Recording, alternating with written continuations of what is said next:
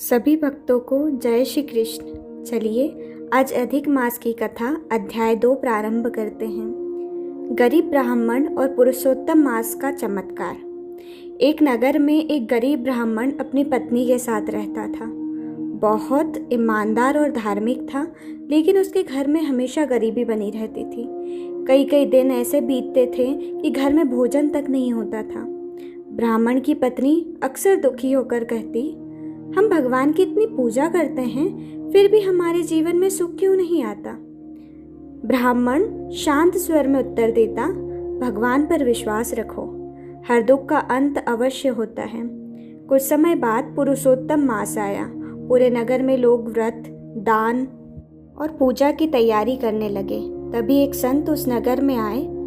ब्राह्मण ने विनम्रता से उनका स्वागत किया और पूछा, हे महात्मा, इस अधिक मास का क्या महत्व है।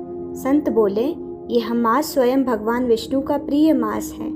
जो व्यक्ति इस महीने में सच्चे मन से भक्ति, व्रत, कथा और दान करता है, उसके जीवन के दुख दूर हो जाते हैं। यह सुनकर ब्राह्मण और उसकी पत्नी ने निश्चय किया कि वे पूरे श्रद्धा भाव से पुरुषोत्तम मास का पालन करेंगे।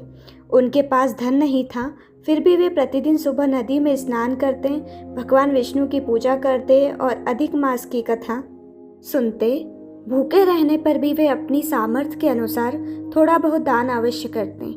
एक दिन पूजा के बाद ब्राह्मण की पत्नी ने कहा, हमारे पास तो कुछ भी नहीं बचा, अब कल का भोजन कैसे होगा। ब्राह्मण मुस्कुरा कर बोला, जिस भगवान ने आज तक संभाला है वही आगे भी संभालेंगे। उसी रात भगवान विष्णु ने नगर के राजा को स्वप्न दिया और कहा, नगर में मेरा एक सच्चा भक्त अत्यंत कष्ट में जीवन जी रहा है, उसकी सहायता करो। सुबह होते ही राजा सैनिकों के साथ उस गरीब ब्राह्मण के घर पहुंचा। उसने ब्राह्मण को प्रणाम किया और बहुत सारा धन, अन्न तथा वस्त्र भेंट किए। राजा बोला, यह सब भगवान की आज्ञा से आपको दिया जा रहा है।